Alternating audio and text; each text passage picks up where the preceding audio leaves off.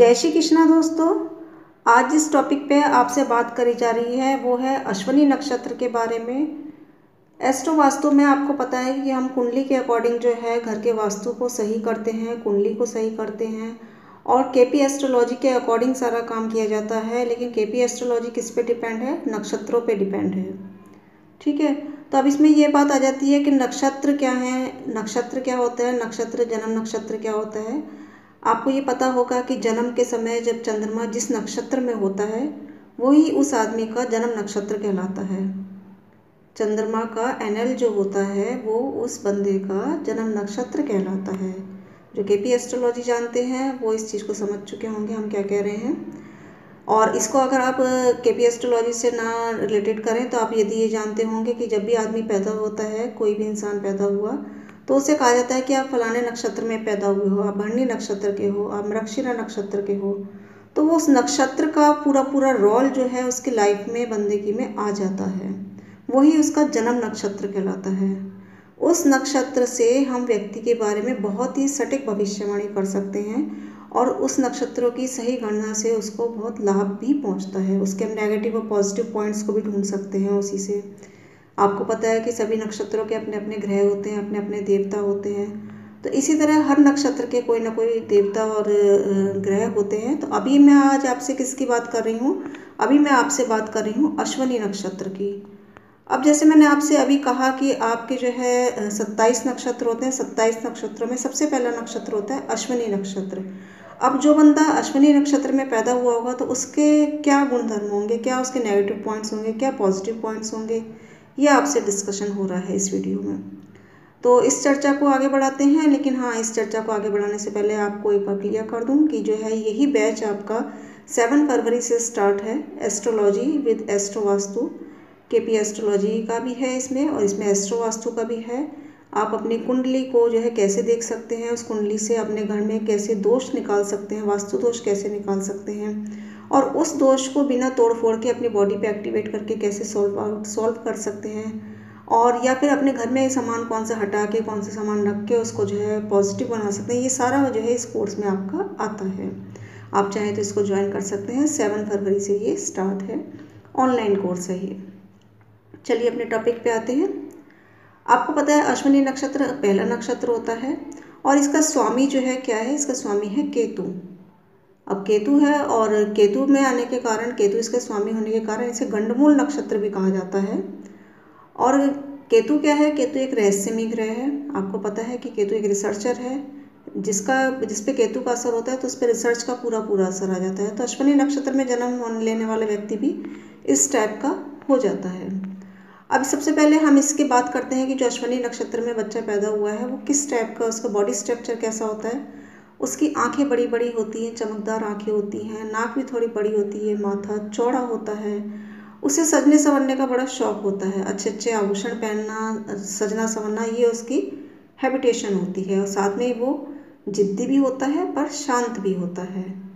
अपना काम भी चुपचाप करते रहता है, धीरे धीरे करता रहता है, किसी से कोई जिक्र नहीं करता। और यदि कोई इसे मतलब पसंद आ जाए या कोई इसको जो है बहुत ज़्यादा जो है कह सकते हैं कि उसे पता है कि ये मेरा क्लोज है, मेरा कोई जैसे कह सकते हैं मेरा कोई भाई है, मेरी बहन है, मेरी पत्नी है, मेरा पति है, ऐसा कोई भी यदि बंदा है जो उसे प्यार करता है तो वो भी उसके लिए सब कुछ कुर्बान करने के लिए तैयार रहता है। उसके लिए हमेशा पॉजिटिव बन के रहता है। वो हर मुसीबत में उसकी वो मदद करता है, उसके साथ हमेशा तैयार रहता है। बुद्धिमान बहुत होता है, किसी भी बात को ध्यान से सुनता है, सुनकर समझता है और तभी उस पर जो है आगे निर्णय लेता है। सुनी सुनाई बातों पे ये बंदा कभी विश्वास नहीं करता, पहले समझेगा, देखेगा, तब जो है उस पर डिसीजन लेगा। ऐसा नहीं कि जैसे कान के कच्चे लोग होते हैं कि जो दूसरे ने बात कह दी वो बात मान ली। ये इस टाइप के लोग बिल्कुल नहीं हैं। पहले सब चीज़ों को देखेंगे, समझेंगे, तब उस पर डिसीजन लेंगे। इसीलिए ये रहस्यमयी कहलाते हैं, क्योंकि केतु का असर आ गया ना तो रहस्यमयी हो गए। अब इनमें जो है कि अपने मान सम्मान का भी बहुत ध्यान रखते हैं, अन्याय को सहन नहीं कर सकते। अगर कोई चीज़ इनके सामने हो रही है तो उसको जो है उसके खिलाफ ये आवाज़ उठाते हैं। अगर कोई गलत काम हो रहा है तो उसके खिलाफ ये आवाज़ उठाते हैं। किसी के भी प्रभाव में आके कोई डिसीज़न नहीं लेंगे, अपनी ही सोच से डिसीज़न लेंगे। अगर किसी चीज़ को ठान लें तो उसे करके रहते हैं, चाहे उसका परिणाम कुछ भी निकले। हालांकि सोच समझ के डिसीज़न लेंगे तो रिज़ल्ट अच्छा ही निकलता है, लेकिन फिर भी जो है सोच समझ के डिसीज़न लेते हैं, ठानते हैं तो उस काम को करते हैं। अंधविश्वास नहीं करते, रूढ़िवादी नहीं होते, लेकिन हाँ भगवान के प्रति आस्था होती है। ये भी इनका एक पॉजिटिव पॉइंट है। अब यदि हम परिवार के प्रति बात करें तो परिवार के प्रति ये जैसे मैंने कहा कि केयर टेकर होते हैं एक तरीके से, तो ये जो है बहुत प्यार तो करते हैं, लेकिन इसके अलावा जो है अपने कुटुंब व्यवहार के कारण वे आपको पसंद नहीं करते हैं। कारण क्या है कि इस नक्षत्र में जो भी जन्मा व्यक्ति होता है अपने परिवार के लोगों को तो बहुत प्यार करता है, लेकिन उसका जो व्यवहार होता है ना, अकेला रहना, अपने हिसाब से ही चलना, उसके कारण परिवार के लोग उससे पसंद कम करते हैं और इसी कारण उसको अपने फादर से भी अटैचमेंट कम मिल पाती है। ठीक है, और उसी तरह जो है उसको अपने जो है मामा से सहारा मिलता है। तो केतु क्या होता है, केतु मामा होता है, तो मामा की सपोर्ट इसको मिलती है बंदे को, लेकिन अपने फादर से इसको सपोर्ट कम मिलती है। ठीक है, और इसके अलावा जो है आप यदि हेल्थ की बात करें तो हेल्थ में इनको अधिकतर सिर में दर्द और हार्ट अटैक जो कहते हैं, हार्ट पेशेंट जो है, इस तरह की प्रॉब्लम ज़्यादा रहती है। और इसके साथ ही यदि हम इसकी बात करें तो इनके घुटने में प्रॉब्लम बहुत ज़्यादा रहती है, वात प्रकृति जो है वो इनकी डिसबैलेंस रहती है। अब बात आती है कि क्या काम करें। यदि हम काम की बात करें तो इनको अधिकतर अपने जो भी काम होते हैं उनके लिए इन्हें मेहनत करनी पड़ती है। बिना मेहनत के इनको सक्सेस नहीं मिलती। सरकार की तरफ से भी जो है सहायता मिलती है, सरकारी नौकरियां अधिकतर इनके चांस में रहती हैं। और इसके अलावा क्योंकि केतु का असर है तो ये जड़ी बूटियों का काम हो गया जैसे, और आपके जो चिकित्सा का प्राकृतिक चिकित्सा जिसे बोलते हैं, उस तरह का यदि कोई काम करें तो वो इनके लिए बहुत पॉजिटिव रिजल्ट देता है। केतु के काम रिलेटेड जो है इनको बहुत पॉजिटिव रिजल्ट देते हैं। और बड़े लोगों से संपर्क करना, क्योंकि शौक है इनका ये सजना संवरना, लोगों से संपर्क करना। और इसके अलावा ये घोड़ों के व्यापारी भी हो सकते हैं, घोड़ों का कोई काम करें, घोड़ों के प्रशिक्षक बन सकते हैं, जो घोड़ों की दौड़ कराते हैं वो हो सकते हैं। और इसके अलावा सौंदर्य का इन पर असर है तो सौंदर्य का काम भी कर सकते हैं, सुंदरता से रिलेटेड, जैसे एडवर्टाइजमेंट से रिलेटेड कोई काम कर लिया, कोई आपके डॉक्टरी वगैरह कोई कर ली इन्होंने, इस टाइप के काम भी आराम से कर सकते हैं। इसके अलावा जैसे आप कह सकते हैं कि जैसे सरकारी की बात करी तो सुरक्षा विभाग हो गया, पुलिस विभाग हो गया, सेना हो गया, गुप्तचर विभाग हो गया, रिसर्च हो गया ना, गुप्त बातें, इंजीनियरिंग हो गया, अध्यापन हो गया, कोई भी प्रशिक्षण देना, इन सब में आप जो है इस काम को कर सकते हैं। इन कामों में यदि आप इंटरेस्ट लेंगे तो आपको ज़रूर फायदा मिलेगा। और इसके अलावा ये घोड़ों के व्यापारी भी हो सकते हैं, घोड़ों का कोई काम करें, घोड़ों के प्रशिक्षक बन सकते हैं, जो घोड़ों की दौड़ कराते हैं वो हो सकते हैं। और इसके अलावा सौंदर्य का इन पर असर है तो सौंदर्य का काम भी कर सकते हैं, सुंदरता से रिलेटेड, जैसे एडवर्टाइजमेंट से रिलेटेड कोई काम कर लिया, कोई आपके डॉक्टरी वगैरह कोई कर ली इन्होंने, इस टाइप के काम भी आराम से कर सकते हैं।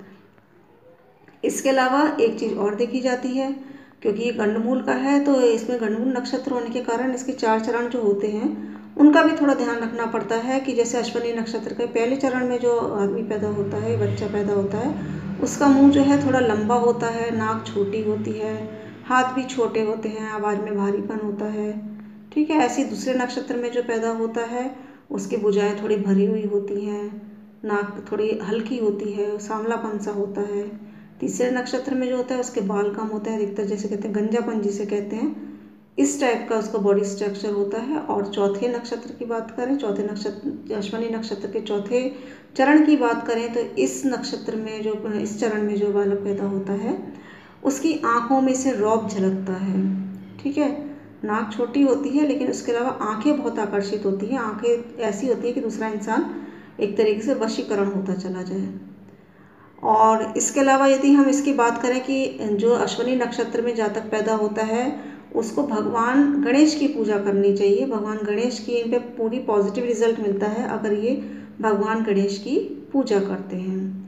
केतु इनका स्वामी ग्रह है तो इन्हें केतु के भगवान कौन है, गणेश है, तो इन्हें रहस्यमय कार्य करेंगे, गणेश जी की पूजा करेंगे, आंवले की पूजा करें। आंवला भी इनको बहुत पॉजिटिव रिजल्ट देता है, अगर ये आंवले की पूजा करते हैं आंवले के पेड़ जो होता है उसकी पूजा करें तो भी पॉजिटिव रिजल्ट मिलेगा।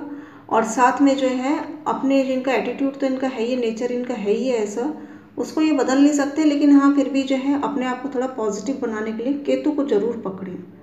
केतु ऑटोमेटिक ही जो है इनको अलगाव देता है। केतु क्या है? केतु होता है काटना, हर चीज़ से अलग करने का काम होता है केतु का। तो ऑलरेडी इनमें ये एट्रीब्यूट होते हैं, तो इनको कोशिश करनी चाहिए कि अपने करैक्टर को थोड़ा चेंज करने की कोशिश करें। और केतु से रिलेटेड जब काम करेंगे तो केतु इन्हें पॉजिटिव रूप में इनकी मदद करेगा। तो मेरे हिसाब से आपको अश्विनी नक्षत्र में जो बच्चे पैदा होते हैं उनकी थोड़ी सी जो है एट्रीब्यूट, उनके काम, उनका बॉडी स्ट्रक्चर थोड़ा सा समझ आया होगा। यदि आपके घर में कोई अश्विनी नक्षत्र में बच्चा पैदा हुआ है तो उसको आपको कैसे हैंडल करना है, उस पर केतु का असर है तो कौन से काम उसको देखने हैं, देने हैं, दिलवाने हैं या करवाने हैं, वो आप थोड़ा सा समझ चुके होंगे। तो इसी के साथ दोस्तों इस चर्चा को यहीं क्लोज करते हैं। अगली वीडियो में आपसे दूसरे नक्षत्र के बारे में बात करेंगे। इसके अलावा जैसे मैंने कहा आप इसको अटेंड करना चाहते हैं कोर्स को, तो 7 फरवरी से कोर्स स्टार्ट है, आप इसको अटेंड कर सकते हैं। ठीक है दोस्तों, जय श्री कृष्ण।